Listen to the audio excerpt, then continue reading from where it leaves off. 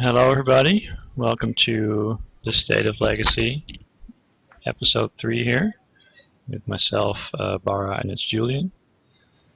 Today we're going to talk about Legacy, as usual. So you guys have suggested some topics for us to discuss. And we're going to start with, of course, what we do every week. We're going to look at the recent tournaments.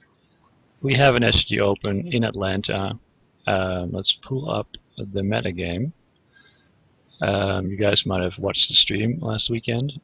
We saw Miracles winning piloted by Chi Hoi Yim, a very skilled player. Mark and Julian, did you watch the stream this weekend?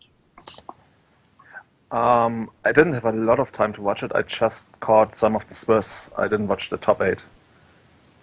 Okay. Yeah, I only got to watch some of it. All right. So when you look at the metagame in the top 16, what do you think? Like, is there anything that stands out to you here? Go ahead, Jürgen. Yeah, I guess the obvious thing that stands out is 3 copies of Infect in the top 8. Mm-hmm. And the other thing I really want to point out, which is even more surprising to me, maybe not even surprising, but it stands out, is the presence of Reanimator, which put a player in 9th place, 10th place, and 13th place. Yeah, that is a deck that we have not seen a lot of recently, and all of a sudden it's kind of seems to be back. Do you think? Well, actually, let's start with the winning list. We've talked a lot about Miracles in the previous episodes as well, but let's put the winning list on the screen. Here it is. It was played by Chi Hoi Yim, and he played like, well, it looks like it's sort of a crossover between Joe Lossette's list and maybe also a bit of Reed Duke's list there. He does have the Blood Moon in the sideboard, but only 1 copy, and he's only playing 3 counterbalances. What do you guys think about that? I think that 3 counterbalance seems fine. I'm not crazy about the card. It is necessary to improve your Storm matchup, but it's just not a very good card on its own. And cutting a copy does not seem terrible to me. Yeah, I've actually played quite a bit with even just 2 counterbalances in the deck, and it's definitely not the most essential piece of the deck, but it's kind of like a crossover between main deck Storm Hate and like sort of a win condition. Like you can use to lock your opponent out.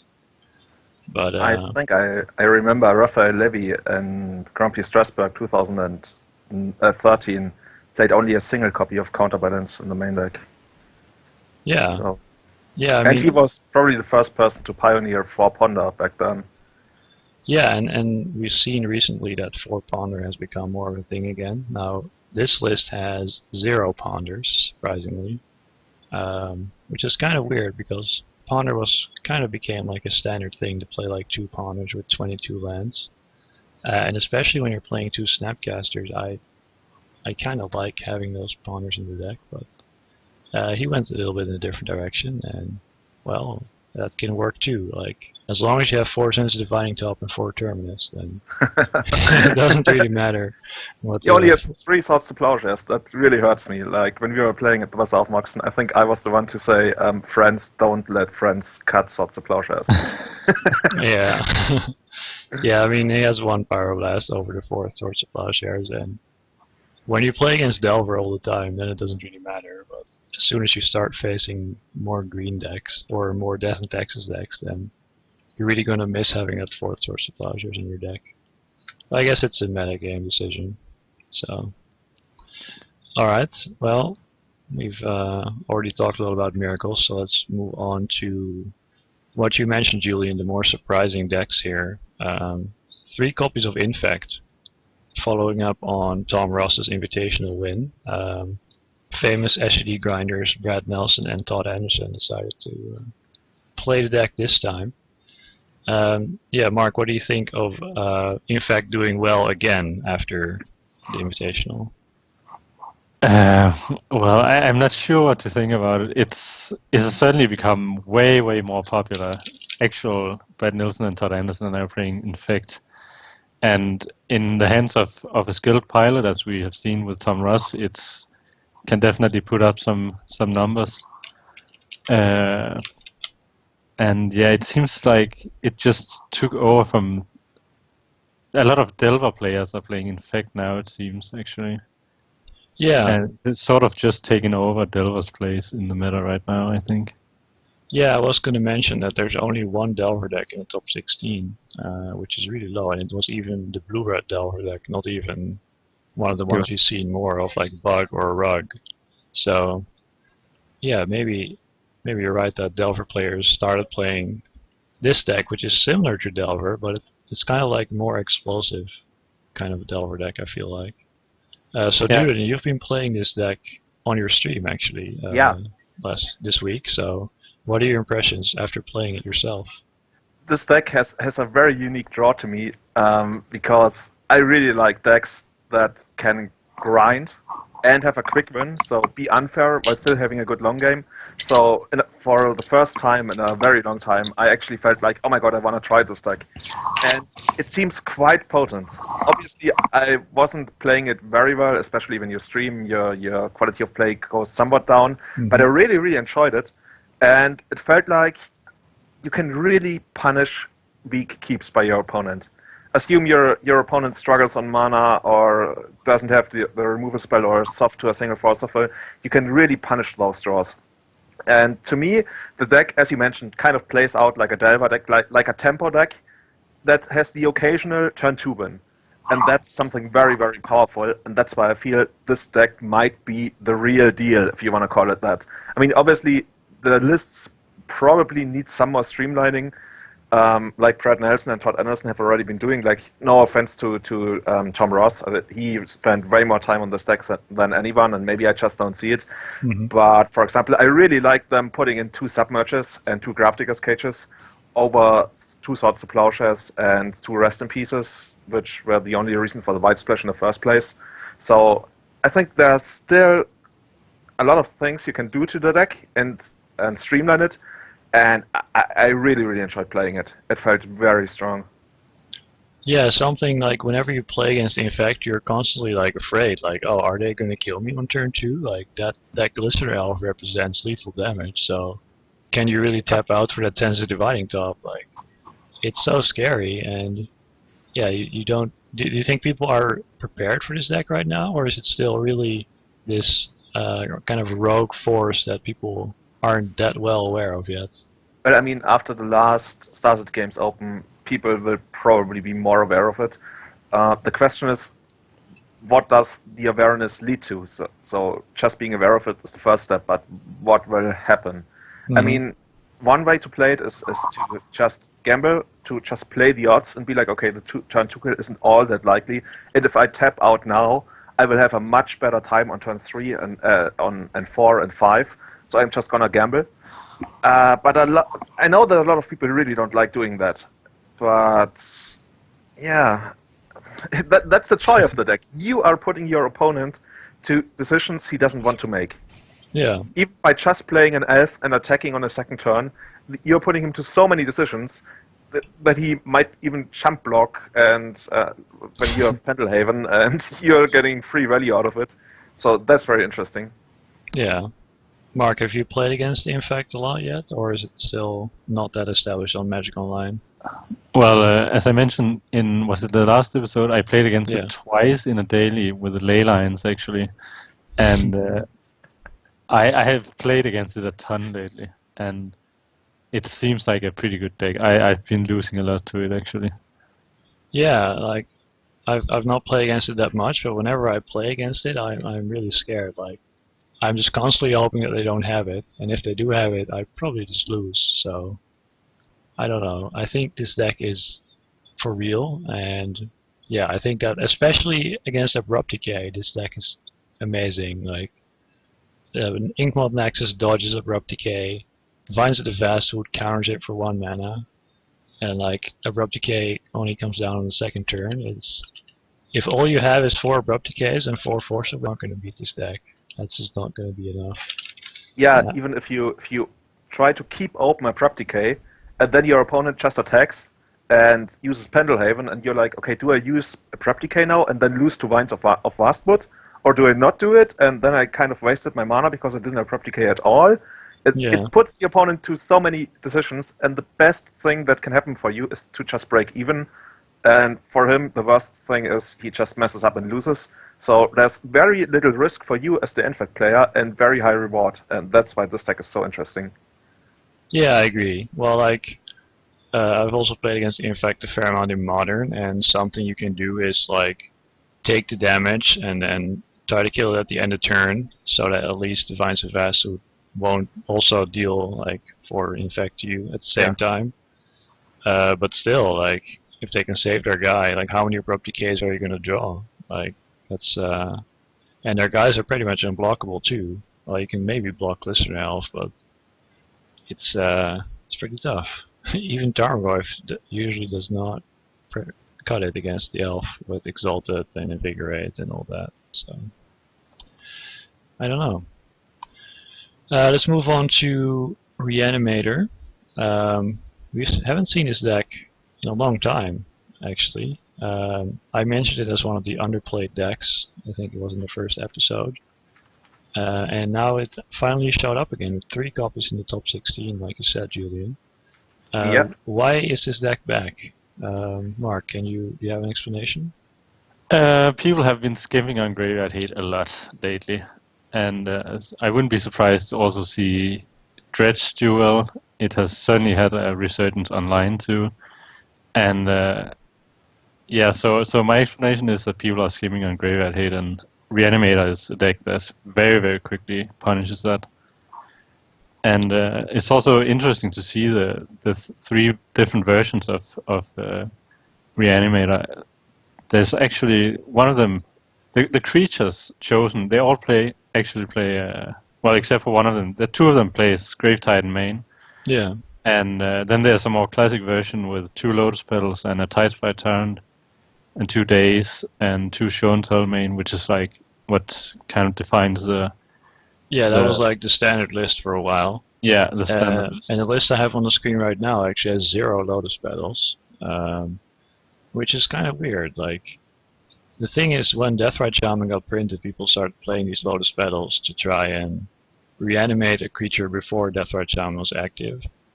And this deck chose not to do that. So I feel like this is... But he does have 2 Echoing Truth instead, so he's probably trying to play a bit of a longer game.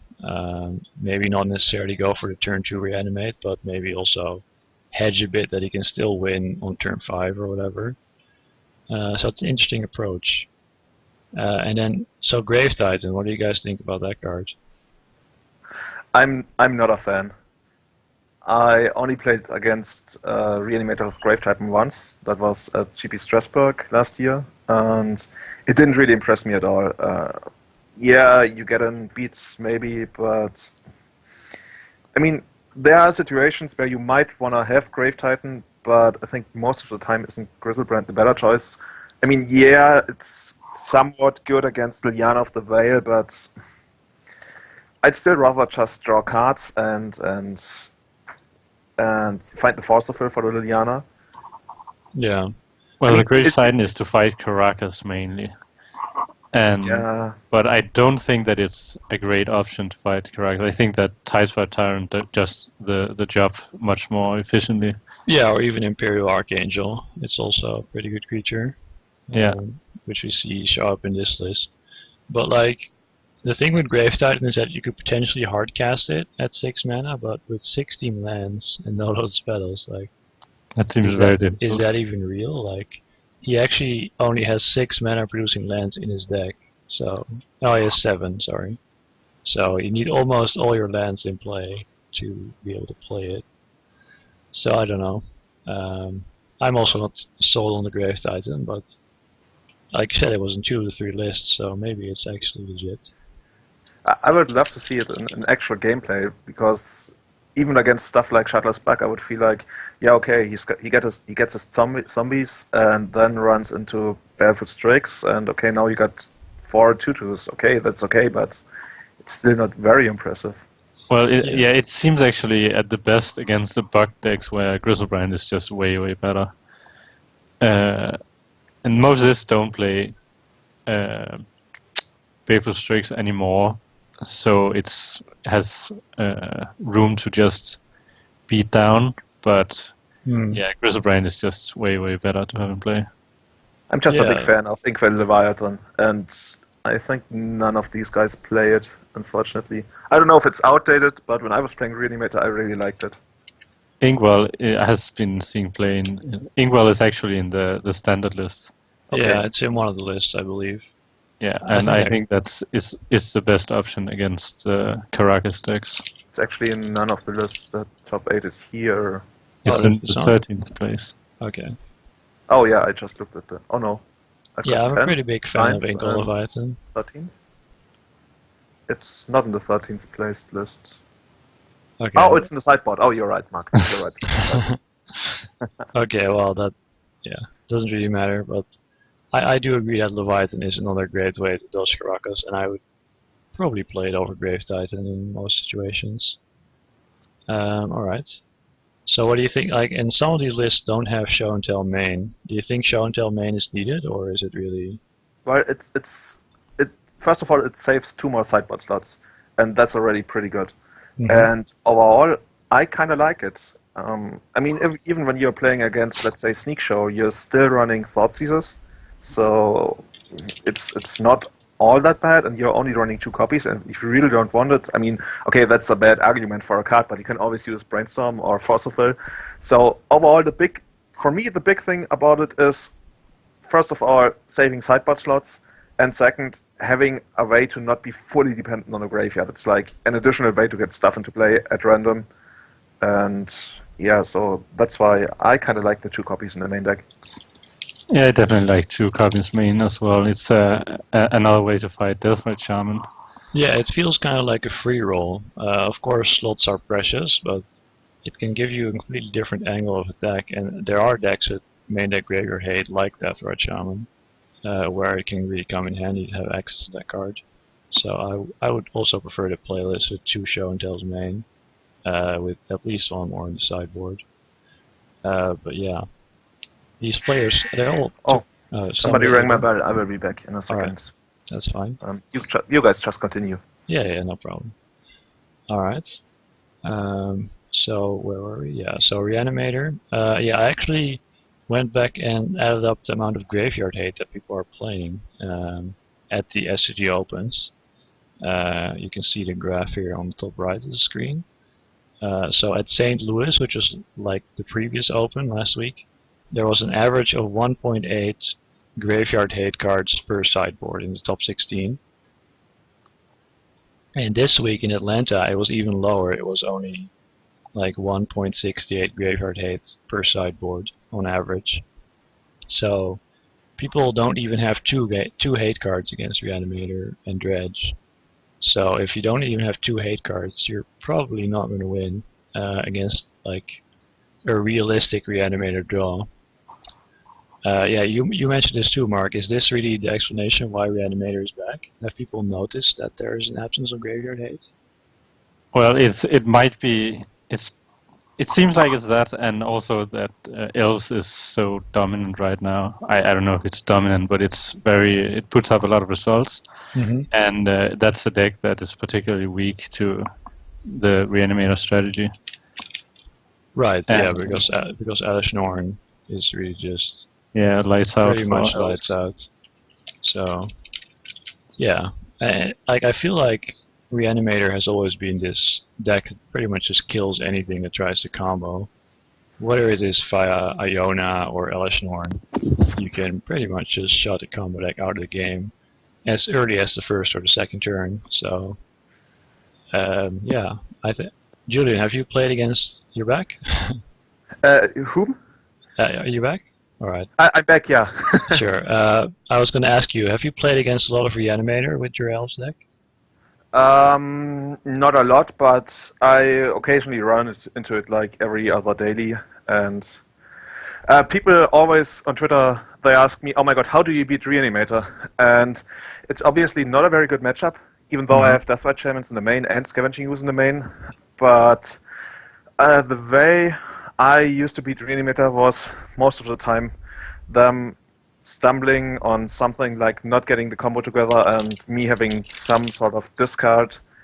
But overall, the deck, I'd rather not face it. Yeah, that makes sense. Like you can win in theory, but everything has to go right for you, and they can't have the nut draw and all that. Yeah, So they even sideboard Pithing Needles against Ooze and Death yeah, Chains.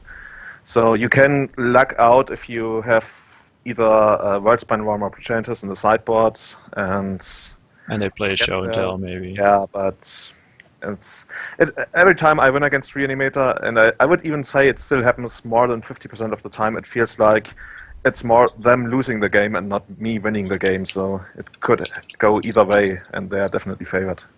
Right. Yeah. So in a metagame that has a lot of elves, I guess that's why Reanimator maybe has a resurgence. Yeah, you Mark definitely says. want to play Lotus Petals in those lists then.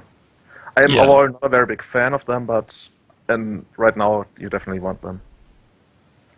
All right, that makes a lot of sense. Yeah, and also when I play Storm, I'm absolutely terrified of Reanimator because they have Thoughtseize, they have Force of Will, and they can play an Iona on black on turn 2. So there's not a lot you can do. Like you can try to play Surgical Extraction or like Gravedigger's Cage, but it's really an uphill battle. So I try to. I have Caracas in the sideboard. I think Caracas is probably the best single card you can have against Reanimator.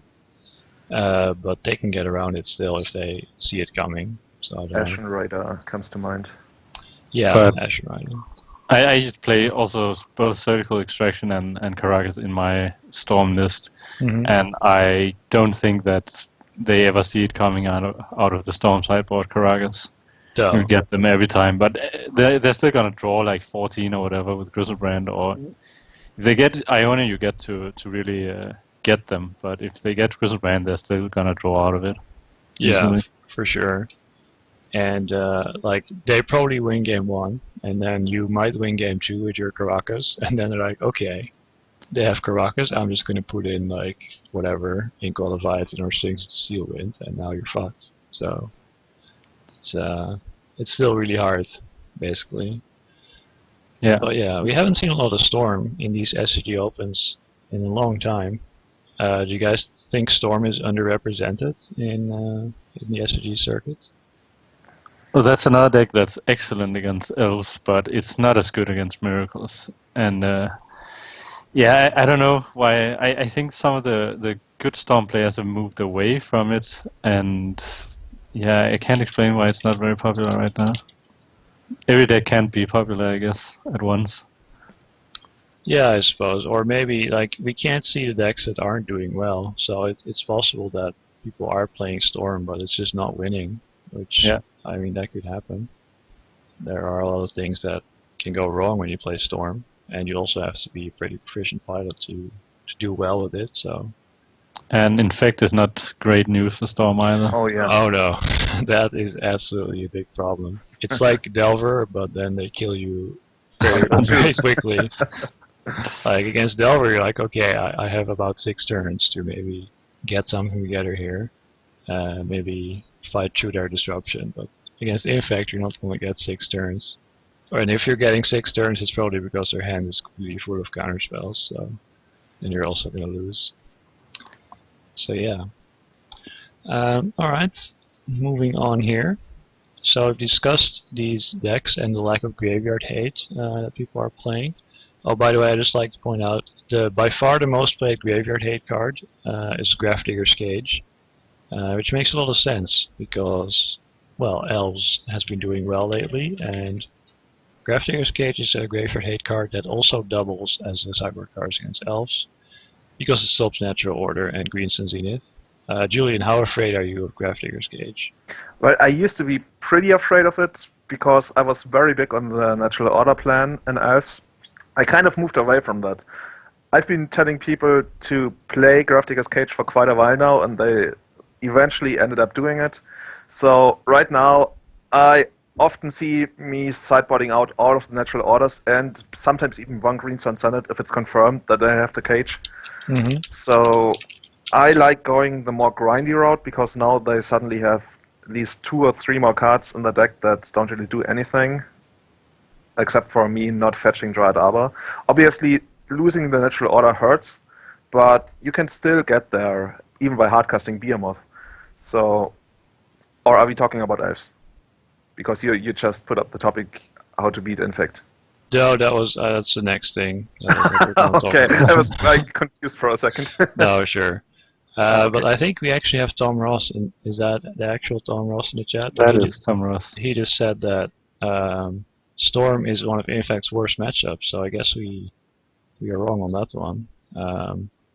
I figured that the fast clock of Infect combined with like the soft counter magic is pretty scary, but I haven't actually played against Infect as Storm yet, so I don't know. I mean, I'm gonna trust Tom on this one and say that it's a close matchup then. So thanks for pointing it out, Tom.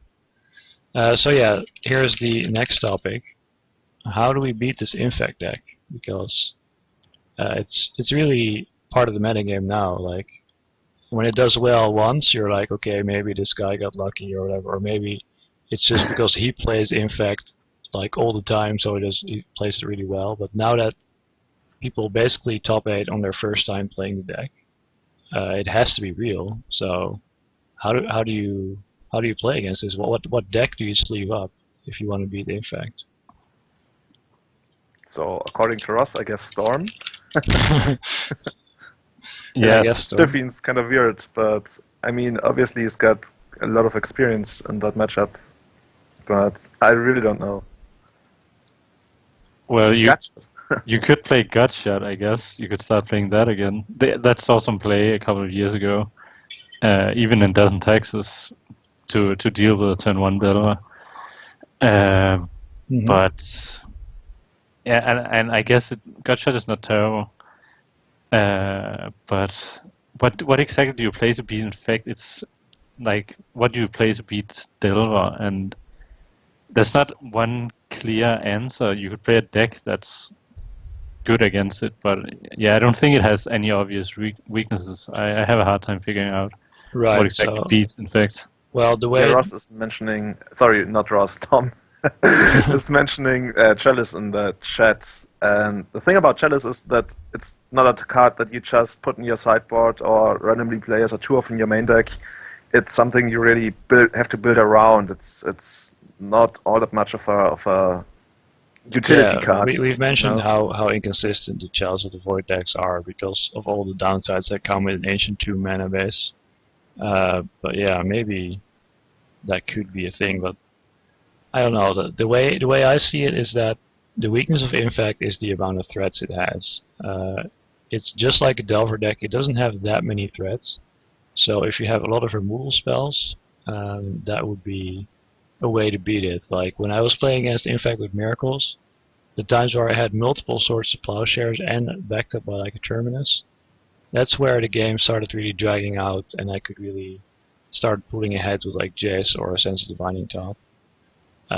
So I think just focusing on removing their creatures is probably the way you should be playing. Maybe Peacekeeper should make a comeback. Peacekeeper, that's an interesting card. It's also Peacekeeper used to be a thing against show and tell decks, but I guess Infect also loses to it if it stays on the battlefield, if it resolves basically. So it can't even use the trick of berserking a creature to kill it because Peacekeeper is never going to attack anyways. Right. So yeah, and then if you don't have forest, you're not going to get submerged. So Shardless is a fantastic matchup for Infect because Abrupt Decay is really bad against the Infect deck due to it costing 2 mana, not targeting Inkmoth Nexus, and getting countered by Vines of the Vastwood for single mana. So I mean, if they are running Leech's list, they will at least have Knight of Soul's Betrayal, and I cannot see that deck beating Knight of Soul's Betrayal. Yeah.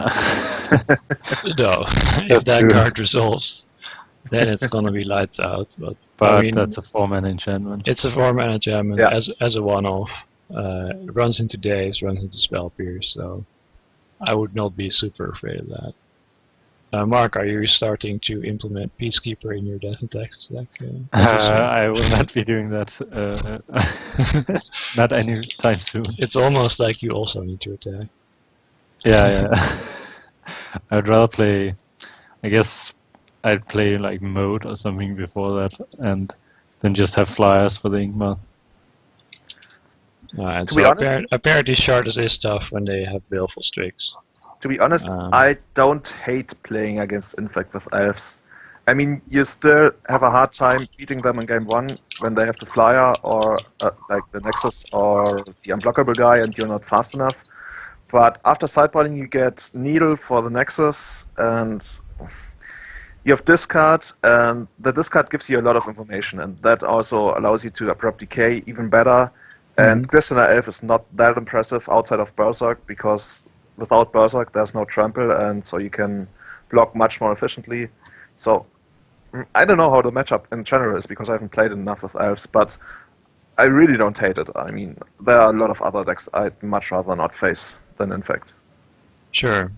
And something that has been mentioned as well is Blue-Eyed Red Delver, because that is a deck that has a lot of removal with Swords of Plowshares and Lightning Bolt. And additionally, it has access to Umaza's Dite, which, when it becomes active, is really tough to beat for the Infect deck. So maybe that particular version of Delver could be good if Infect is popular. Yeah, I think that. Yeah, go ahead. No, you go ahead. I just like to add that I think that Blue-Eyed Red Delver seems like an excellent choice against Infect, just because of exactly the tools you just mentioned. Having access to that is just so good against Infect. Yeah. So speaking of Blue-Eyed Red Delver, like that deck seems fairly well positioned at the moment. Like it's pretty good against elves, I believe. It's pretty good against Death and Taxes, and then it's pretty good against Infect, presumably. So really, only Miracles is like the weak point of that deck. I feel like at the moment. I think that also combo is really bad for Blue-Eyed Red Delver. The clock, even though it's a Delver deck, the matchups against it has such a slow clock. That's true. Yeah, if it doesn't draw the card Delver of Secrets, then the clock is pretty much non-existent. Like turn 2 Stoneforge Mystic, turn 3 make a Batterskull, turn 4 attack for 5. Like that is not a particularly fast kill. So it really needs that turn 1 Delver, and you only have 4 Delvers. So it's but that's like the main weakness of the deck in general. They only have like 10 creatures that actually kill your opponent, and it's pretty common to only have one, and then if that gets countered or removed, then you often just sit there like hoping to draw something, and that's really the downside of the deck, I feel. Yeah, I agree. I just think that it's kind of embarrassing for a Delver deck to be bad against combo too. Be that bad. It is. It is definitely the worst Delver deck against combo, because Bug Delver has discard in addition to counter spells, and it has a faster clock with Tarmogoyf. And then Rug Delver has Stifles, which definitely help too, and Tarmogoyf, of course. So Does any one of you guys remember? I'm distracting from topic. The Infect guy, the former Infect guy that someone on my stream played against me. Phyrexian Vatmother. No. It was some kind of Drake. Give me a Hand of second. the Predators? No. It was a flying creature. It felt so bad. Oh, is it the The one one that with proliferates? Yeah. Yeah, exactly. I I don't remember what that's called. Did somebody play that in Legacy against you? Viral Drake. Yeah. 3 colorless in a blue, 1/4 flying, Infect, 4 mana, proliferate. That card felt so bad. I'm mentioning it because somebody asked how the mirror match actually plays out for Infect. And what's kind of strange in the mirror is that your pump spells don't really save your creatures, because the -1/-1 counter sticks around for the next turn, and then the pump spell wears off and the creature still dies. Right. I played the mirror and somebody blocked and pumped, and I felt like, what does that even? Does nothing, right? And he was like, I guess he felt like, oh my god, my guy survives, and then next turn comes around and, wait, where's my creature? Right. Yeah, I feel like the mirror is probably Blighted Agent is probably one of the most important cards, considering it's unblockable, but I don't Yeah, and know. there's this interaction of countering their pump spells with your Vines of Rustwood, but other than that, I think there's not a whole lot of interaction. Yeah. Tom said in the chat that he actually has a good plan for the blue-white-red Delver matchup, which is killing the GT and killing the Lavamancer, so... That sounds like the Elf's plan. Yeah, probably. I guess So, that's why I feel the draw to the deck, because it really somewhat plays like Elves. Even though it's much closer to Delver, mhm. I still feel somewhat at home. So did I just see you in the chat talking about playing Malira and Elves as a green Sun Zenith target? Is that No, somebody mentioned that, and I really don't like that. As I you Yeah, don't? said, it seems very it's narrow. super, super narrow, and it's just a single matchup where it's good. And even after sideboarding, they have about 4 ways to remove it, and then just kill you outright with a Nexus or whatever, because you can't. The thing is, you can't rely on Malira. It maybe doesn't even buy you a single turn if they have the submatch right away. And yeah, as I said, it's too narrow. Yeah. Alright. Yeah, Disfigure is definitely a card that bug decks should be implementing. Since it's good against Elves, Delver, and Infect, so if somebody is wondering which figure, it's the one on the screen right now. So in before which figure. Yeah, let's move on from Infect. I feel a little bit uneducated when I talk about this Infect deck because I haven't played it. I've only played against it a couple times, so it's very much all theory crafting without actually having tested anything. So take our opinions with a grain of salt. Like Julian has actually played the deck, so he's got a little more insight in how it works. But Just some like just 5 or 6 yeah, games, he's only or played it for a maybe little even more. bit. But yeah, So I even killed somebody with actual damage and not infect damage. That was pretty funny. oh yeah, I actually have that screenshot somewhere. Here we It was go. my first or my second match with Infect, and I wasn't really sure what to do. And I had 3 Noble Hyrax on the table, so I just kept attacking like once or twice. And then my opponent tapped out, and I just crafted a 14/15 Noble Hyrax and attacked for lethal. Yeah, yeah, it's on the And screen right now. You had 3 Nova Hierarchs, so that's three. That's a 3/4 because of all the exalted triggers, and then you invigorated it, so that would be 7 power, and then the berserk, so that would be 14 regular damage out of the infect deck. That's pretty awesome, actually. So this was your first game with the deck. it was either my first or my second match. I'm not sure. I think my first match was the mirror match, and then I played against Miraculous. Man, so random. Yeah. Alright, so let's move on to the next topic. We've already talked about Reanimator and how it's back, mostly due to a lack of graveyard hate. But how do you play against Reanimator? How do you beat this deck? Is it as simple as just playing more graveyard hate? Is that all you need to do?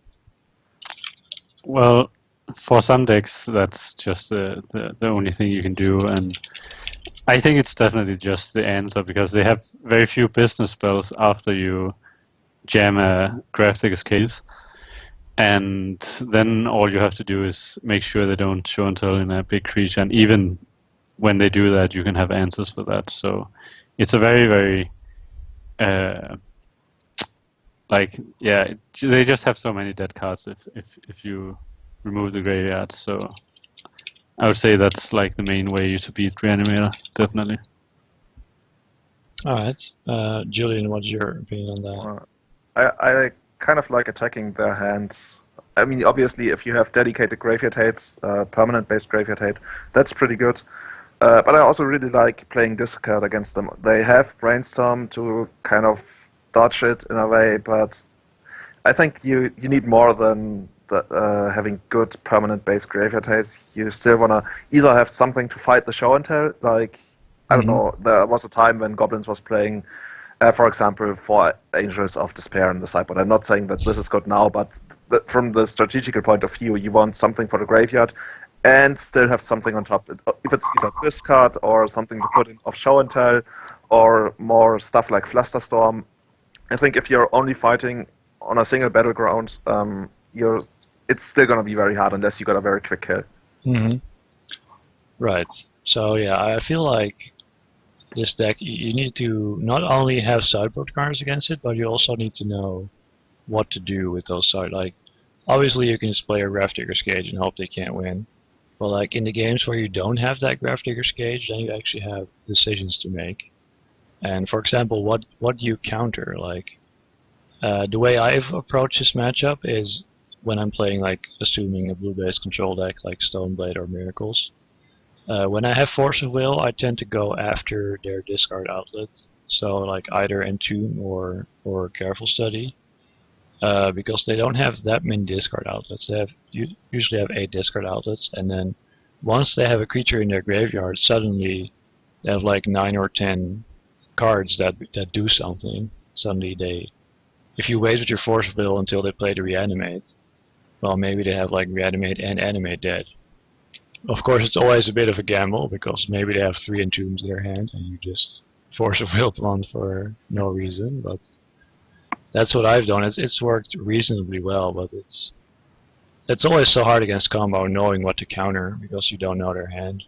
Yeah, I definitely agree on countering Entomb. It's probably the best spell in the entire deck.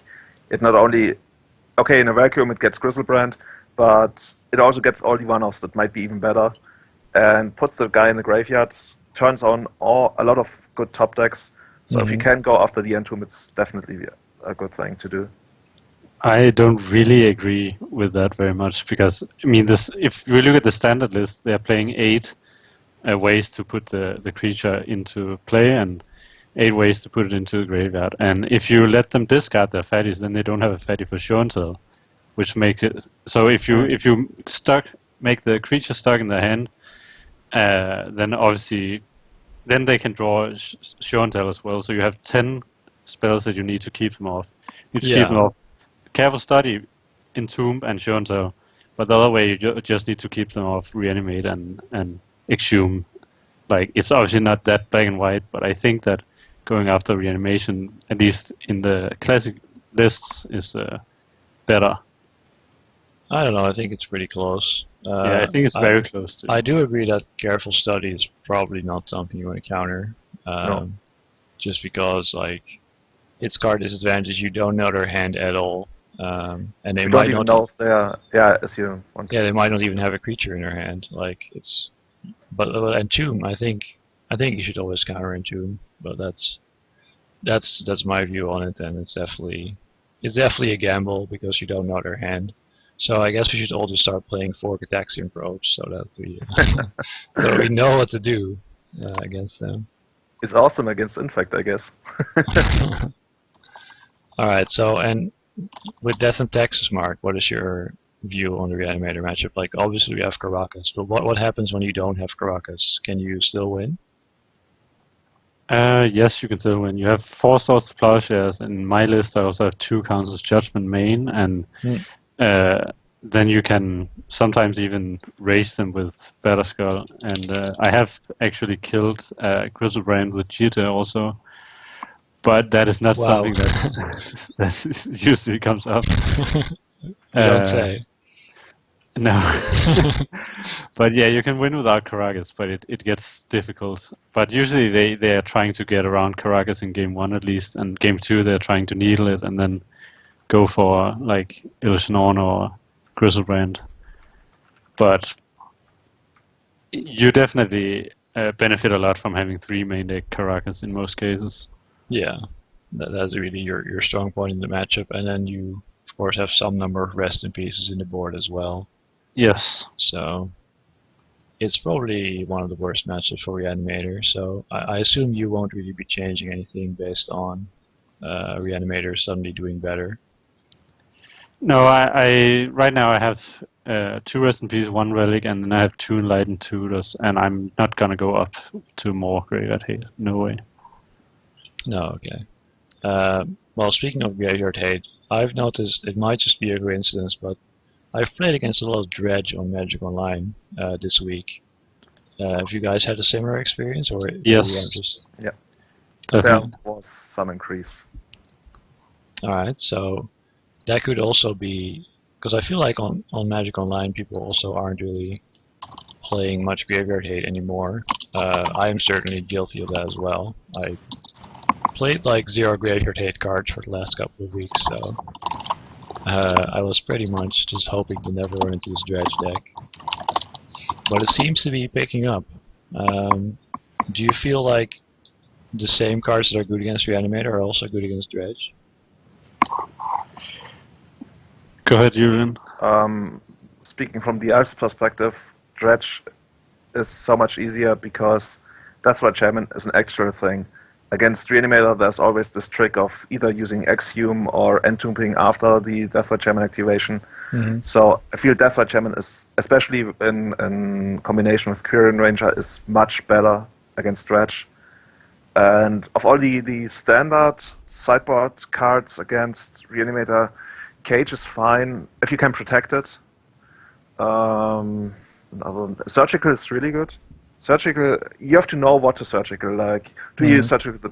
It's usually either Bridges, maybe Icarus, or Necromobas.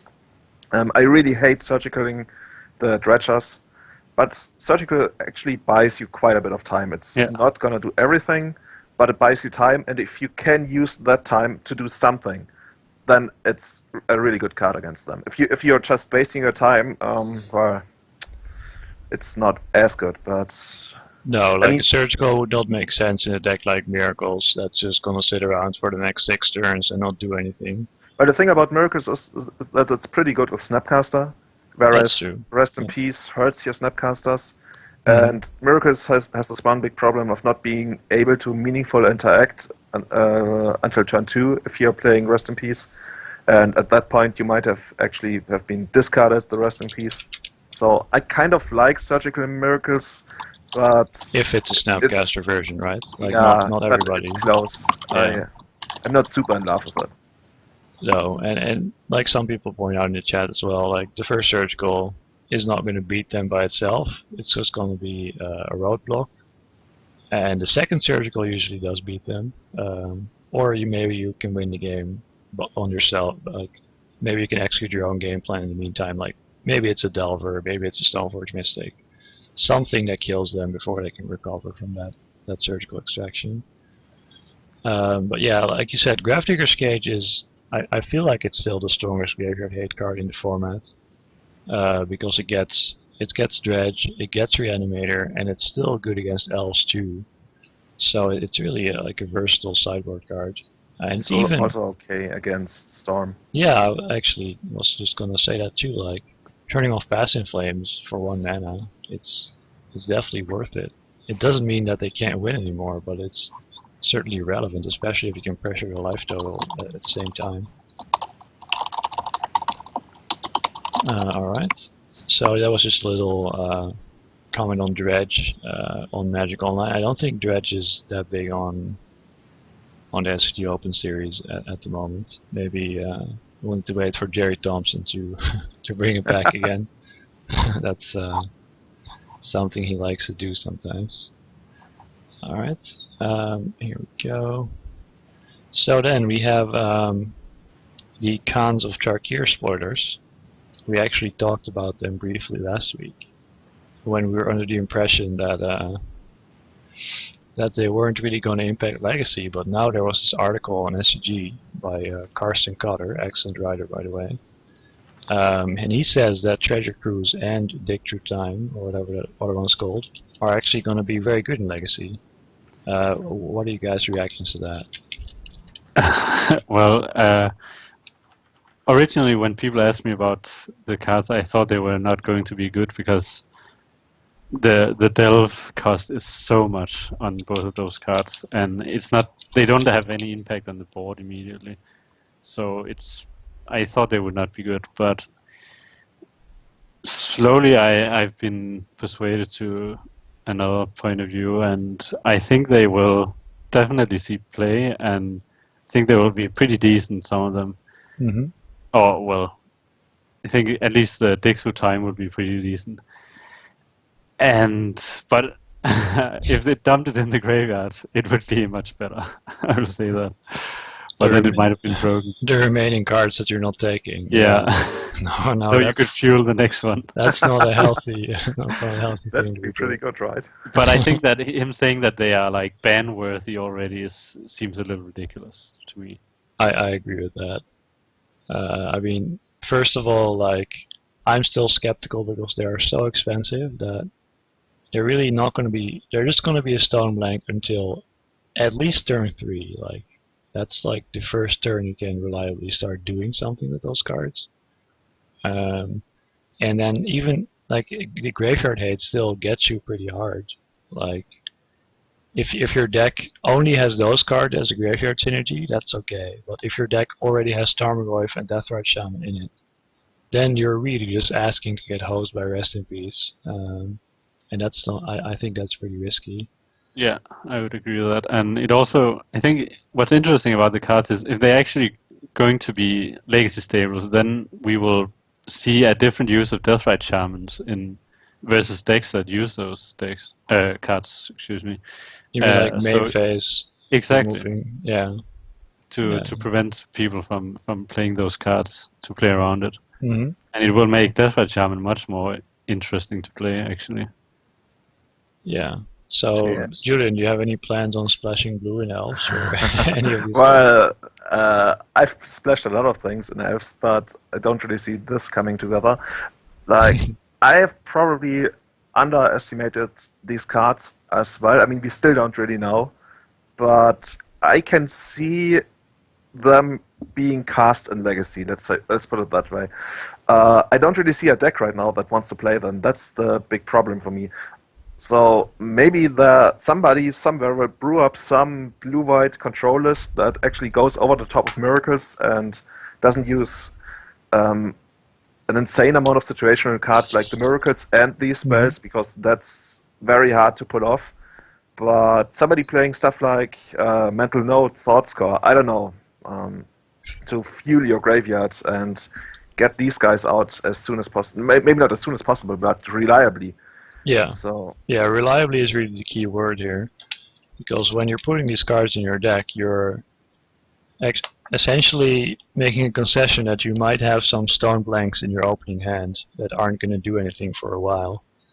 And I'm especially skeptical of miracles because, like, if you have like a Dig Through Time and an Entreat the Angels in your opening hand, like you only have 5 cards left to work with. So I can see getting some really awkward openers. But if these cards are your only awkward cards, and they're mostly just meant as like a mid to late game card draw spell, then I could definitely see it happening. But this is very much a case of you can't really theory craft too much on these cards. I feel like you actually have to start playing with them before you can really tell how good they are, like how realistic it is to be playing these cards. How many copies can you play? And really, like, I'm gonna go with the benefit of the doubt here. Like, Karsten wrote that he has playtested it at least some amount, and he said it was good. So until I have playtested it myself, I'm gonna go with, yeah, I'm gonna trust his opinion here and say that they are gonna be playable at least. Thoughts on that? Yeah, I think they will be playable as well. I just wonder which decks actually want them. Maybe like Dig Through Time could maybe see playing like, I don't know, maybe Omnitel or Sneak and Show, because it's so good to dig that deep. But again, it's hard to imagine without playtesting. Yeah. Do you think any, this is purely speculation, but do you think any new archetypes will get created because of these cards, or do you think they're just gonna be a couple copies in existing decks with slight modifications? That's what I would think mostly would happen, just jam them into existing archetypes. But I think that they actually would fit quite nicely into the deck Faden deck I've been working on lately. Alright, speaking of that deck Faden deck, we are actually gonna talk about that. And why not right now? Also known as, I believe, Darkwing deck. Is that the official name now? Yeah, Darwin deck. That's right. Alright, let me bring the deck up on the screen here. Hopefully you guys can read the cards. So this is the deck that Mark has been playing on his stream this week. So tell us a little bit about this deck. What is this deck all about? So it was first played in an open, and some guy was playing Dark Death and Intuition and a bunch of stuff, which is pretty powerful but slow and clunky, in my opinion. Like Max Diamond is good, but he was playing 23 lands, so I didn't agree with that. And then I saw lists on the source as well, and then I decided to build it myself and cut all the cards that I deemed too clunky, too slow, or adding too much inconsistency to the deck. Yeah. And so I started loading up on 4s basically, and yeah, I thought the deck would be very bad against Delver if we didn't do something to, like Intuition is not very good against Delver decks, for example. It's too slow, yeah. So I actually went up to 4 Punishing Fire at some point because I was having trouble with Delver decks, but actually it turned out that Punishing Fire was too slow against the Delver decks. I actually lost, even though I had the combo in the opener, sometimes pretty handily. So what I decided to do was add Lightning Bolts, since Lightning Bolts is a pretty decent card against Delvers. And then I've only played one daily with this deck, and it performed quite well until I didn't get to sideboard and MTGO box, blah, blah, blah. Not exciting, but yeah, I think I like Dig Through Time and maybe the treasure thing for this deck, because finding like a Grove and a Punishing Fire or a Loam or Wasteland or just a Planeswalker when you need it, and having deck Faden and Loam to fuel the Delve cards seems pretty solid to me. Yeah, for sure. So, and how well have you been doing with this deck? Do you think this deck could be like a legitimately competitive deck with some more tuning? I've played 3 dailies with it, and I've been reimbursed in 2 of them, and then I won once. I am so surprised to hear that you've been reimbursed on Magic Online before. That's yeah. So I haven't actually played complete, other than one daily event pretty much. I haven't played complete daily events with it, but I will be working on this deck in the foreseeable future, and I think right now it has definitely potential. I've crushed miracles with it so far, and with some testing, with some fixing, I mean tuning, it seems to fare much better against the Delver decks. Alright, well, you guys make sure to check out Mark's stream as he's gonna work more on this deck. So would you say this deck is a Punishing Fire deck, a Loam deck, or maybe a Young Pyromancer deck, or is like a little bit of everything in here? I would say it's definitely a Punishing Fire deck. That is the backbone of this deck, is just to get as much value out of Punishing Fire as possible. You have a lot of great things you can do with Punishing Fire, like just return it and discard it again to deck Faden, or to keep Liliana fueled when you bring that in. But just the card advantage that it brings to deck Faden, and just having recurring removal is just the most important thing to this deck. Yeah, because like somebody might look at this list and say, hey, this looks like a Life from the Loam deck. Why are there only 3 Life from the Loams? Is that just because the card is not that essential after all? It is not that essential. It's great with Jace and deck Faden, but it's just without Exploration or Mox Diamond and stuff, it's not nearly as good, but it's still a pretty solid card. So and it's actually the value Loam. It is the value Loam. Yeah, there are also no cycle lands or anything like that. It's pretty much just to, like, well, Wasteland Lock is still a pretty real thing, especially against bug decks with no basics. But that's how I've been beating bugs so far. Yeah, just Wasteland all our lands, and eventually maybe I they'll should stop add this to doing Elves. Elves from the Loam. Elves from the Loam. Alright. I feel like Wasteland would be a pretty bad card in Elves. Well, you pretty much just have to cut 4 spells for Wastelands, I guess. But yeah, exactly. I don't. Well, I could actually see you do that. I think you are somebody that would actually do that.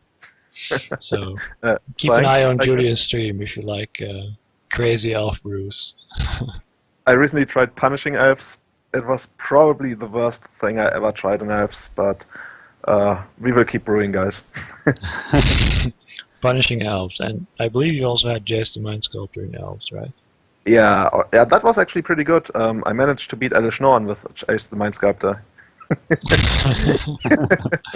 Oh, so maybe with Reanimator being back, are you gonna run the Jaces again, perhaps? I honestly, I really enjoyed elves with Chase because sometimes you randomly play the turn 3 Chase, and it's even spell pierce protected. It's obviously not very good against all the tempo decks, but overall, it's probably not worth it. But I really enjoy it. So, no, I'm not gonna make a comment about any of my ex-girlfriends. No. No. All right. Good. But yeah, I think I've seen you play with this deck a little bit, and of course I was very skeptical at first because it has 0 Tarmogoyfs in it. But you've actually That's convinced me that this deck is pretty decent. Like I think it would still be better if the Young Pyromancers were just Tarmogoyfs. But I don't know. I can see the value of the Pyromancers. Well, you don't have. You don't. Sorry. No, like I can see the value of the Pyromancers, but I feel like they're only really good if you're already kind of winning with one of your engines. So I don't know. I would replace those with Tarmogoyfs just because they're always going to be pretty solid and not just sometimes. But I don't know. It's yeah. I'll let you brew. I'll stop commenting about Tarmogoyfs. Well, I after board I want to move to a deck that's also slightly less graveyard based. So having Tarmogoyfs would prevent me from doing that. And Young Pyromancer is pretty much the win condition here. And you try to drain your opponent's resources with your card advantage and recurring removal. And then you dump a Pyromancer onto the board and just make a couple of tokens, and that's good enough. Alright. But if they have Rest in Peace, things gets complicated.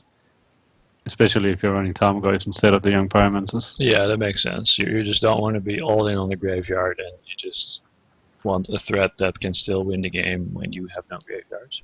Right. Sure. That's a pretty good argument right there. All right. So moving from one tier 1 legacy deck to the next one, we have Battle of Wits here. If you've been watching my stream this week, you might have seen me play Battle of Wits in legacy daily events. We did okay. I was surprised how many games and/or matches we were actually we were actually able to win with the deck. So was I.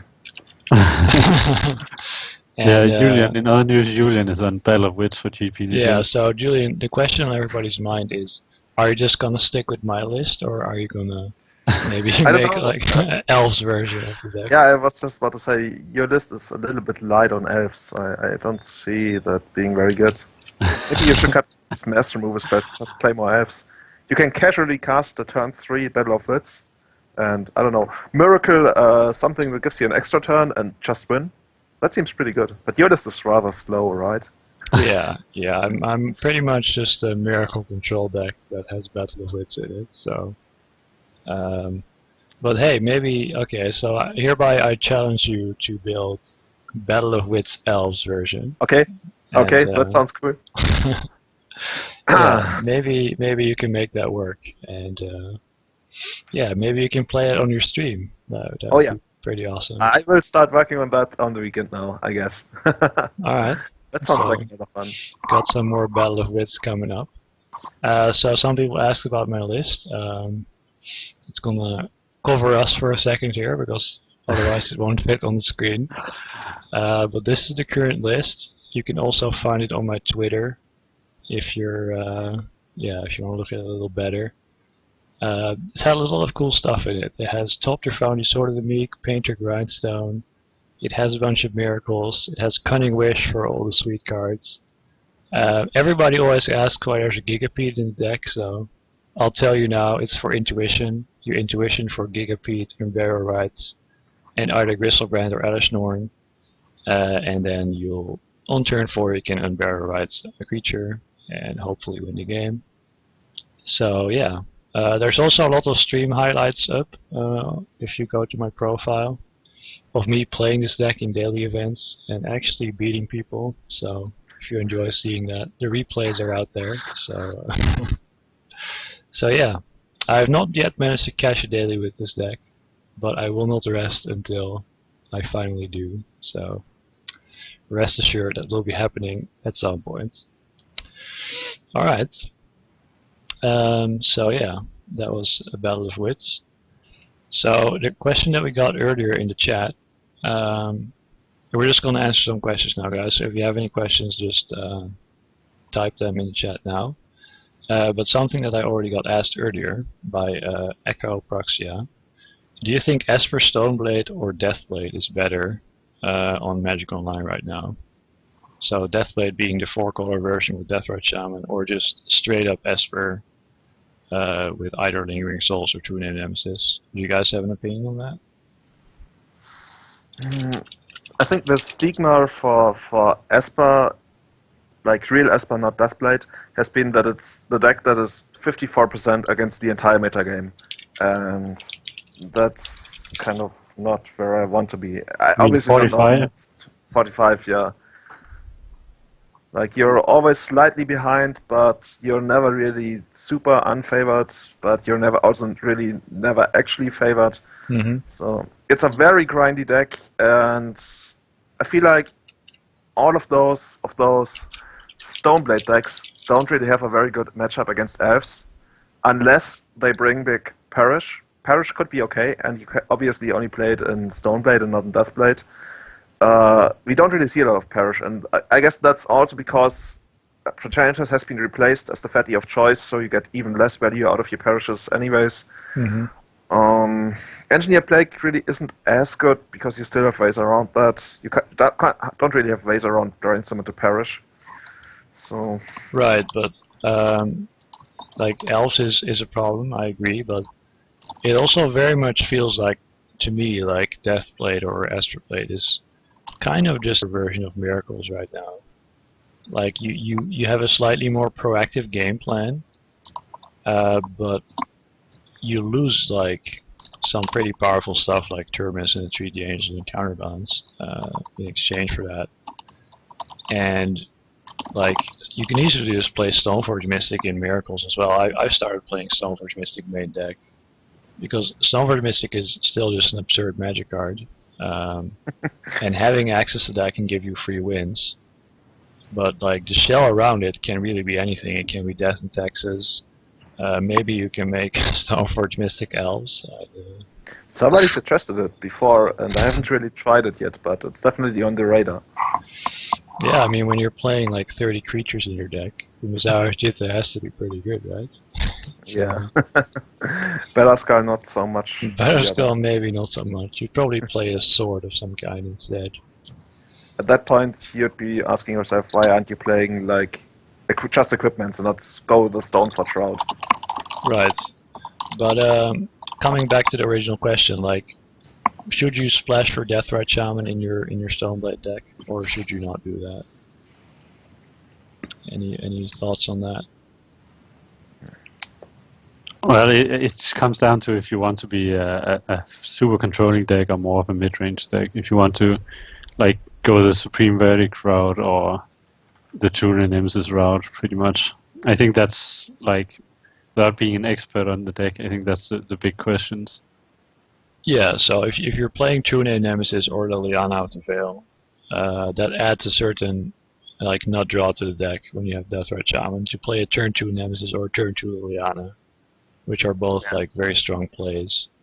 But it also comes with the downside that you could suddenly have like a 4-color mana base because you want to play some green lands to maybe get rid of some creatures, gain some life, but you pretty much can't play any basic lands in that version, which definitely has some weaknesses.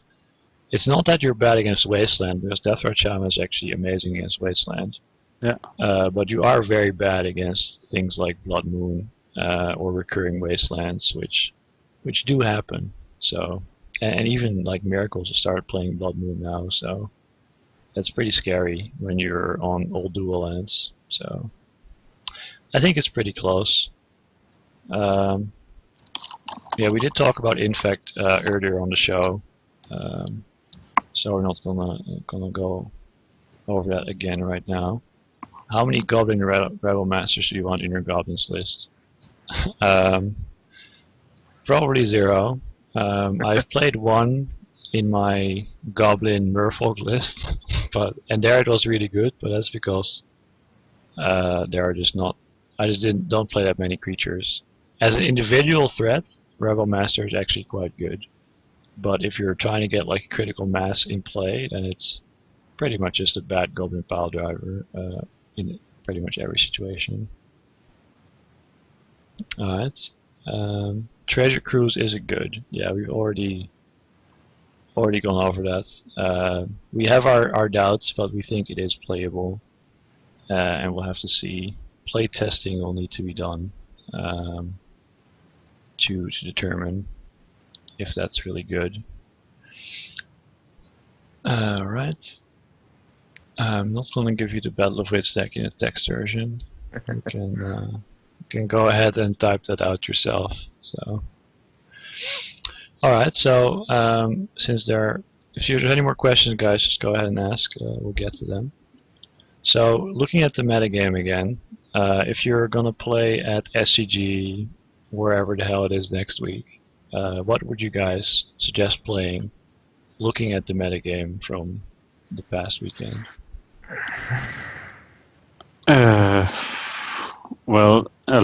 Reanimator, I like the Texas, oddly enough. I do like that for the tournament. I don't think it's great against Infect, but now that there's not a ton of elves, there was 2 elves taken in the top 16. Mm-hmm. But it just seems solid, a solid option. And Uchiro asked what iteration of the deck should he play, or what's any advice. I think you should just try to not metagame too while for the Max I metagame pretty hard with the main deck, main deck, sorry, sideboard Mindbreak Trap and Circle of Protection Red. Right. And I think that my regular list is more solid for an open. But I think there's more burn at opens than in other legacy events, because you have a bunch of people from standard who wants to also play the legacy open because it's convenient. So maybe a Circle Protection Red in the board with 2 Enlightened Tutors wouldn't be the worst. Right. Do you feel that that's better than Warmth, or is it pretty close? I think that Circle Protection Red is better. It's just they cannot really deal you damage of any sort, and Warmth is pretty expensive. Sure. I guess it's more of a hard lock than like a soft lock that you can theoretically still die if you have Warmth. Yeah. So, alright. Somebody asked, he's actually heading to SCG Indy with Des in Texas for the next weekend. Mark, do you have any advice heading into the tournament? Yeah, that's what I just discussed. Okay, you're already responding to that question. Yeah. Okay. I would definitely say go for Infect if you want to choose a deck. I really feel like right now it's probably not the best time anymore because people have put it on the map pretty strongly, but I still feel like people don't really know, especially when they're not playing on Magic Online, and I guess most people don't.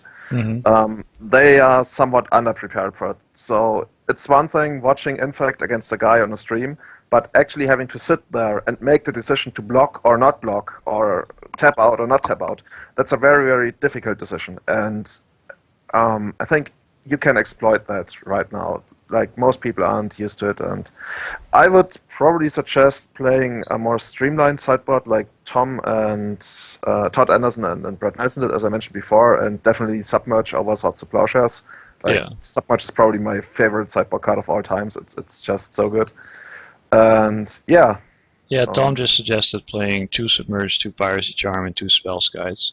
Like, Spellskite is also a great card for the mirror, obviously. we saw dueling Spellskites in the SCG Open Top 8, so it can definitely make games pretty awkward when pump spells are involved. So It's a cool addition.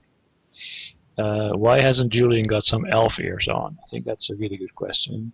Like I why? have no idea why. It's my parents, I guess. All right. Maybe somebody can donate a headphone that has elf ears implemented. So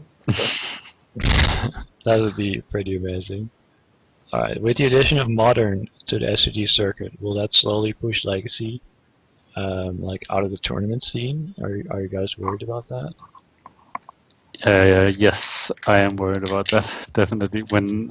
I mean, strategy games is a business, and if they need to make money on Legacy, and they have been doing a good job with managing the price of, let's say, managing the price of stables for a while. Mm-hmm. But you cannot do that forever when there's such a thing as the reserve lists, and Modern seems easier for them to make a lot of money on. But it would be really sad to have them drop Legacy. Yeah, I mean there are no signs that they're gonna drop Legacy anytime soon. But it's definitely, with the reserve list and with card prices steadily rising still, there's definitely concerns that it's getting harder and harder to actually get into Legacy. And as soon as, like, the moment that SCG is going to drop the format, that's going to be huge. Like, they are the only ones that pretty much have a regular support for this format at the moment. And if that would go away, I mean, Legacy won't die or anything. I mean, we don't have SCG here in Europe, and the format is still being played. It's just pretty infrequent. Like Bazaar of Moxen is still a huge tournament with a large legacy attendance, and then whenever there's a legacy GP in Europe, it's always gets good attendance. But definitely the support needs to be there. The accessibility issues are definitely real, so that is worrying for sure. All right, what is your opinion on Price of Progress in Blue Red Delver? Do you think that card is good, or do you think people play around that card too easily? We haven't even really discussed the Blue Red Delver deck that's top 16 actually, since it's a pretty interesting list. It actually is a standstill deck actually. I did actually just notice that too. Maybe we can talk about it. Yeah, I think it's. Because I love this iteration of Delver actually. Because it has both Delver and Standstill in it, which is not a combination of cards that you usually see, I believe. No, usually Blue Red Delver is like counter burn, and in that Price Progress is fantastic, I think. But this is like, if I was to play Blue Red Delver, I would play this deck. It seems like a ton of fun to play, and it seems also pretty powerful. Yeah, so Price of Progress is more of a card like when you're playing Goblin Guide in this deck and Chain Lightning, then Price of Progress becomes pretty attractive because you just get some early damage in, Chain Lightning and bolt them, and then Price of Progress for like 4 or whatever, and that's going to be it. So it depends on how aggressive your build is. If you're trying to beat down and then burn them out, then Price of Progress is an excellent card. If you're trying to be more like a tempo / control-y version, then like this list that we see here, then it's not where you want to be. So what I did notice was that it has Karanos in the sideboard, which seems a little bit ambitious with 19 lands. Yeah, absolutely. Especially, like, the most notable thing from this list for me is that there are 0 ponders in the deck. I just noticed that seems wrong to me. Yeah, with like only 19 lands, 4 of which are wastelands. You're going to get a 1-lander pretty quick. Oh, and there's 4 Mishra's Factory too. Wow. Yeah, it is all the great. So it has 11 blue sources and 0 ponders. I feel like that's probably pretty greedy. But in my opinion, there's some easy cuts here to be made for Ponder. Yeah.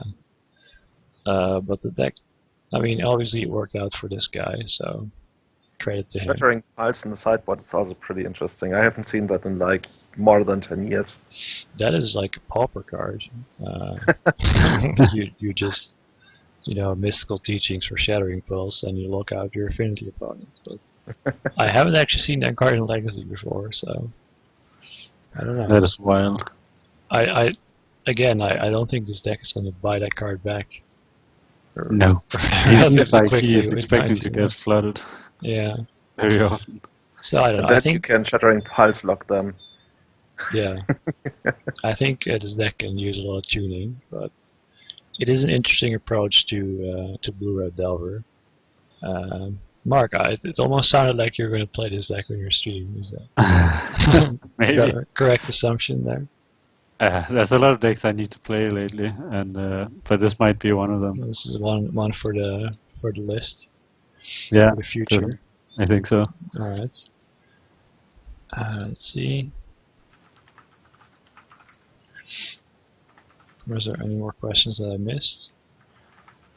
There was I don't know if you want to discuss the reserved list. There's not a ton to discuss about removing it or not, but there is some ways around it, perhaps. Mm-hmm. Like if they, I don't know if this is legally a possibility to get around it, but if they printed something that was almost the same as dual lands, but were instead like snow lands or something like that, if that could get around it. Who knows? Snow-covered tropical islands for the Yeah, ultimate exactly. flavor, ultimate flavor film. Flavor wise. Yeah. Well, I guess first of all, there has to be the willingness to actually do that. And Yeah. I think that's the biggest problem of them all. Especially with the introduction of Modern, I don't really see that happening. Yeah, but like we see a very similar thing in Modern. Like, of course, Modern has no reserve list, which is huge, but it's still really tough for them because on the one hand, they want to, protect people's collections. Like, they want to make it safe for people to actually buy Magic cards and not have them be worth nothing the next day because they reprinted them. But on the other hand, they want to have enough supply so that the format is accessible. So it's a very tough balance to find in a format like that. But in Legacy, it's way harder because they can't even reprint anything. Well, they can reprint some things. Like they made Force of Will as a Judge promo, but that hasn't really done much for the format. Just ended up being ridiculously expensive, so that doesn't really help. But the dual lands are not coming back, and Underground Sea is getting more expensive every month, so I don't know. Yeah, so Julian, you spoke out strongly against proxy events for Legacy. Yeah. Can you explain your opinion? Well, overall, I'm a very, very competitive player, even though it sometimes maybe doesn't seem like that when I'm streaming, but to me that's more about entertainment than about playing 100% perfect. And I'm a very competitive player, and proxy tournaments are always something that's never gonna be competitive because it's not inside the body of Wizards or the Grand Prix circuit in any way, or it's just not connected to the actual game. It's something you do in your free time casually. And if you want to do it competitively, it's still a completely different game. I mean, yeah, it's obviously the same cards, but a proxy tournament is never gonna be as competitive, and to me, winning a proxy tournament would mean probably nothing. And I want to do well, and I want to have competition, and you only get that inside the DCI and not in a proxy. I mean, obviously you can enjoy that, and maybe I would play a turn Type 2 proxy event for fun, whatever. But that's nothing I really want to commit my time on. I don't know if I completely agree. Like, there have been vintage proxy tournaments for a long time, and I've actually played in some of those myself, and I don't think it's not sanctioned, so that takes away some of the competitivity. I don't even know, competition. But it's still like, if there's prizes, like, people are still gonna play a good deck and try their hardest to win. So it's still Magic. It just doesn't completely feel natural, I guess. But yeah, without really diving into vintage here, I think proxy tournaments could actually be a thing in the long run. That might help. Wow. But of course, it's not for everybody. The thing is, that's kind of like something that somebody, I don't know if he wants to, it doesn't matter. Somebody inside the community recently asked me, what would you think if Legacy was to take the route that Commander originally actually not went down, but came from like be a format that's maintained by some kind of council that's disconnected from the DCI. And to me, that would be the absolute worst. That would be probably legacy dying. And having proxy tournaments increase overall, I feel that's kind of the same thing happening. That would be like one step towards legacy dying in a way. Proxy tournaments also discourage people from actually acquiring the real cards. So that's that's true. But like, I mean, do you think? Well, this legacy podcast. So, I mean, do you think vintage is dying or something like that? Because vintage has had proxy tournaments for many years now, and I think it's still somewhat alive, especially now on Magic Online, of course. But I feel like that vintage is much more alive in Europe than it is in the United States. I read some article about it at some point about the proxy versus non-proxy tournaments, and that they much more frequently allow proxy tournaments in the United States, which means that people are not actually going to acquire the cards, and acquiring the cards often means that you are getting very much into the vintage too. So yeah, I think that's one of the reasons that it's more popular in Europe, actually. Right. Yeah, that makes sense. I believe it was 2005. I was at GP Chicago, which was Legacy. I didn't make day 2 at 6-3, and then on day 2 there was a vintage proxy tournament, so I was like, yeah, you know, why not? Here, I'll take this basic mountain, I'll ride Black Lotus on it, and I'll have a deck, you know? But yeah, it didn't completely feel like I was actually playing vintage. I was just playing some cards that had something written on them, and yeah, just playing Magic. But I don't know. I wouldn't really personally play Proxy Legacy, even though I have currently 0 cards in paper. But I don't know. Like at some point, you have to do something, right? When the card availability becomes too much of a problem. Like what if like Underground Sea is now like, what is it, €100? What if it was €500? I just sold Underground Sea and it's like 150 at least. 150. Okay, see, I'm already behind a bit. But what if it was like €300 or €400? Like at some point, people are not going to buy into this format because it's too expensive. And then what do you do? Because then the player base will decline, right? Yeah, but to be honest, vintage already isn't really connected to competitive play anymore. That's true. Legacy still has GPs, and vintage is not. So I guess that's. It also has Star City games, which is kind of like small GPs. All right. Well, this like proxies is kind of an opinion that you can't really argue too much about. Some people are fine with it. Some people just don't like it because it doesn't feel right. But yeah, it's yeah. Let's close that topic for now. Yeah, I think we are. There was a very interesting question in the chat. I don't know if you guys have any answers to that, but someone, oh fuck it, should I scroll up to see it? Someone asked, what was the worst deck that you ever won a tournament with? So guys, All right, and Death Texas doesn't count, Mark. Who wants to go first on that one? Well, I have 2 decks. So one deck was some weird standard deck that somebody just handed to me right before the tournament because I didn't have one, and I didn't really know what I was doing. He just gave the deck to me, and it was a mono black mid-range control deck, and the win condition was some super Matthias, you will have to put those cards up, I guess. Some super obscure cards. So it started with Neither Traitor. Nether Trader? Nether Traitor, yeah. That's a 1/1 that comes back or something, right? Yeah, it's the 2 black, 1/1 haste shadow. And whenever another creature is put into your graveyard from play, you may pay a single black. If you do, return Nether Traitor from the graveyard to play. Wow. So this is step 1. Step 2 is Basal Sliver. Or Basil Sliver, no, don't know how to pronounce it. That lets you sacrifice a creature for 2 black, right? Exactly. I know that card. 3 mana, 2/2. All slivers have sacrificed this creature. Add black to your pool. So Okay. that's step 2. You gotta have these 2 creatures in play. So step 3 is. I like where this is going. Yeah, go ahead. So next step is having Hivestone. Hivestone. Oh god, Yeah. that has It, something to do with slivers. Yeah, it turns all your creatures into.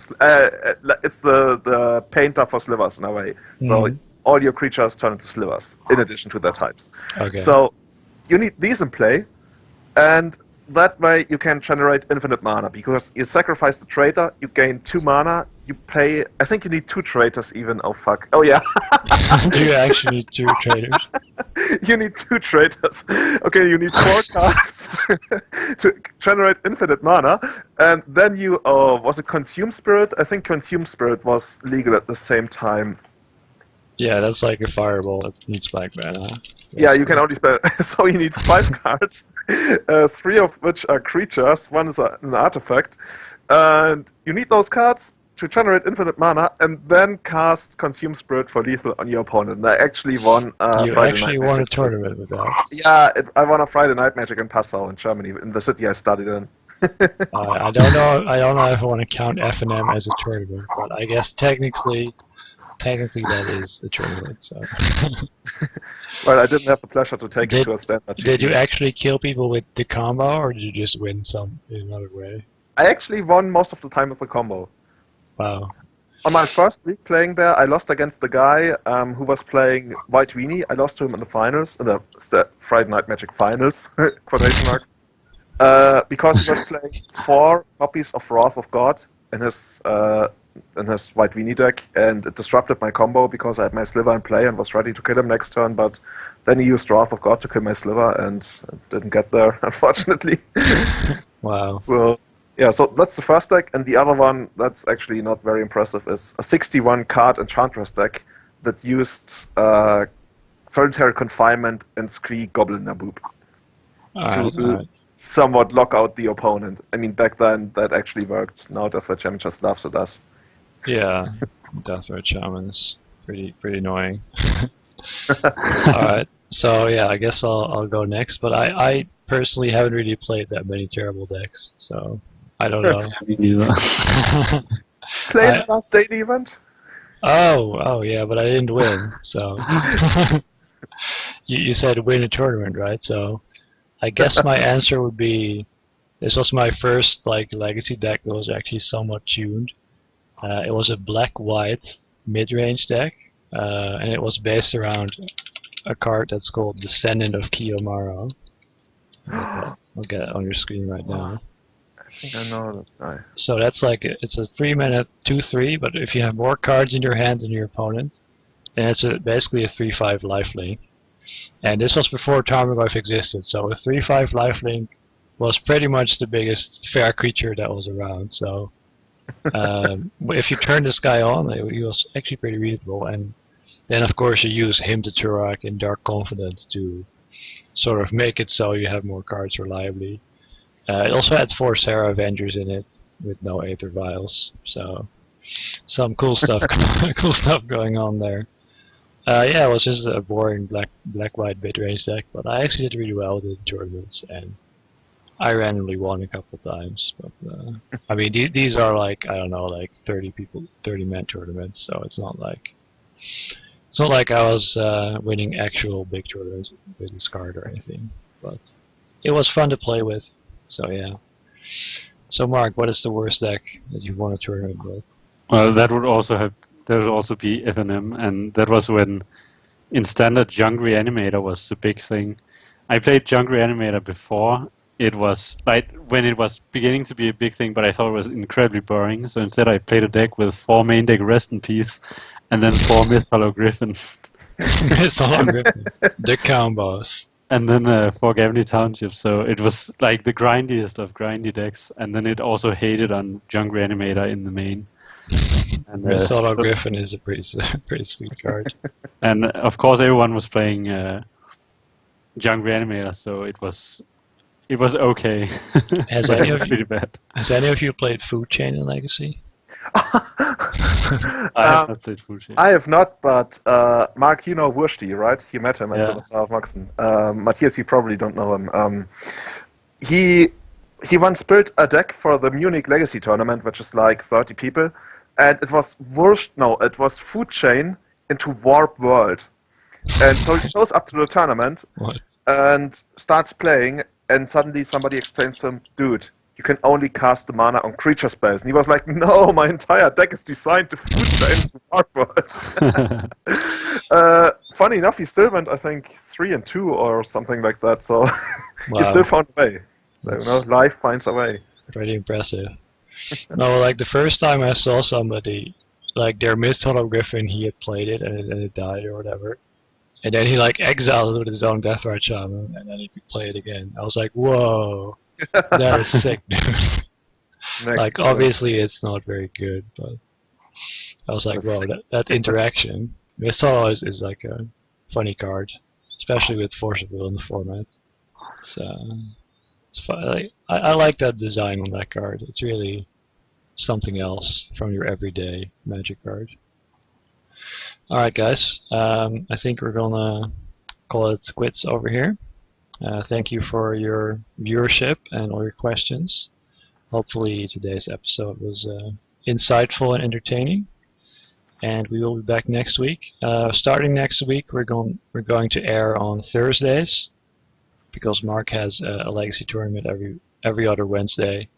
So we're just going to move to Thursday to make sure that he can still go O2 drop with Death and Taxes every week. So yeah, thanks for watching, guys, and hopefully we'll see you next time. Bye bye. Bye.